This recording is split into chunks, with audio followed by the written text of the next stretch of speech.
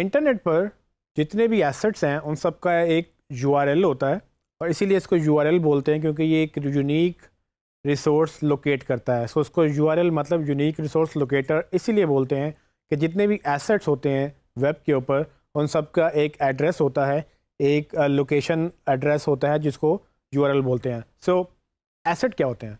Asset basically आपकी web पे कोई भी फाइल, कोई भी इमेज, कोई भी बुक या कोई भी पेज, ये सब एसेट्स कहलाते हैं टेक्निकल ज़ुबान में। तो इनको एक्सेस करने के लिए ब्राउज़र्स को एड्रेसेस चाहिए होते हैं जो कि यूआरएल कहलाते हैं और हर एक चीज़ का एक एड्रेस होता है। जो आपका पेज है, जो आपका इमेज है, जो आपकी फ़ाइल है, जो भी आप अपलोड करेंगे इंटरनेट के ऊपर उसका एक एड्रेस जनरेट होगा।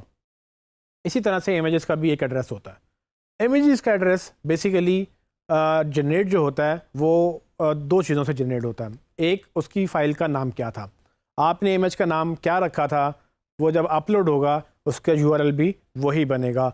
उसमें जैसे भी जो भी लिखा था आपने वो वैसे ही आपको उसमें यूआरएल डेवलप होगा।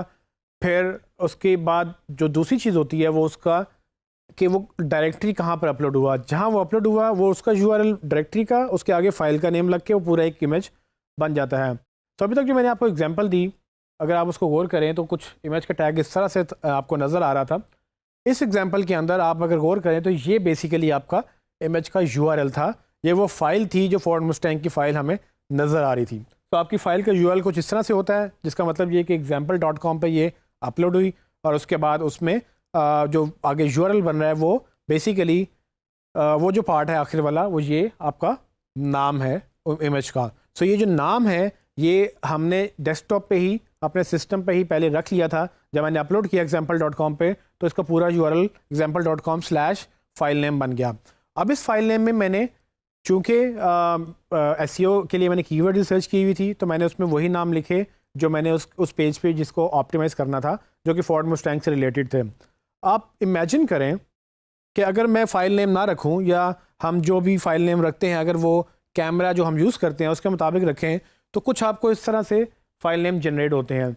ये वो फ़ाइल नेम्स हैं जो आपके बाय डिफ़ॉल्ट कैमराज प्रिंट करते हैं आपके इमेजेस के ऊपर। अगर आप मोबाइल चूज़ कर रहे हैं या अगर आप DSLR या दूसरे ट्रेडिशनल कैमराज यूज़ कर रहे हैं तो आपके जितने भी इमेजेस होते हैं उनके ऊपर नंबर लगे हुए होते हैं।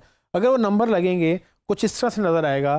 तो आप बताएं कि क्या आपको लगता है कि गूगल इसको देखकर ये बता सकता है कि उस इमेज के अंदर वो एक फोर्ड मुस्टैंग कार है जिसका कलर रेड है या कुछ भी? जी नहीं।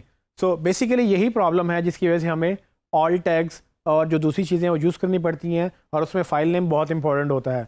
आप जो भी फ़ाइल बनाएं, जो अपलोड करें, उसको पहले रीनेम ज़रूर कर लें अपने कीवर्ड्स के साथ, ताकि आपको पता हो कि जब ये अपलोड होगा उसका जो सब कुछ है वो ऑप्टिमाइज्ड होगा।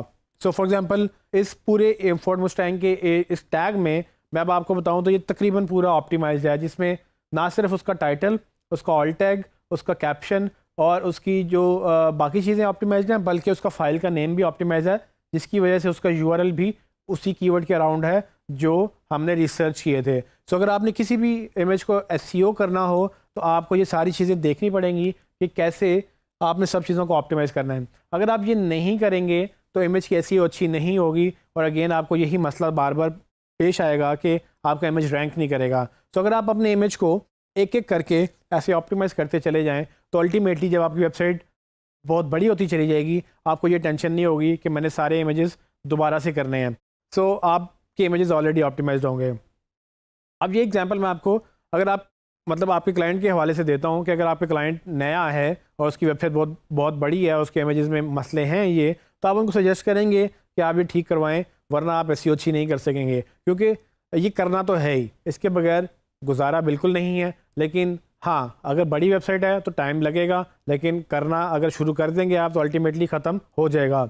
एक छोटी सी मैं आपको टिप दे सकता हूँ कि अगर आपने ये ऑप्टिमाइजेशन शुरू करनी है तो कोशिश करें कि टॉप पेजेस से शुरू करें, वो पेजेस जो ज़्यादा चलते हैं, वो पेजेस जिन पे ज़्यादा ट्रैफिक आती है, या वो पेजेस जो ज़्यादा इंपॉर्टेंट हैं जिनको आप बेचना जल्दी चाहते हैं। तो आप वहाँ से स्टार्ट करें और करते करते उन पेजेस पे चले जाएँ जो बिल्कुल इंपॉर्टेंट नहीं हैं लेकिन रखने ज़रूरी हैं।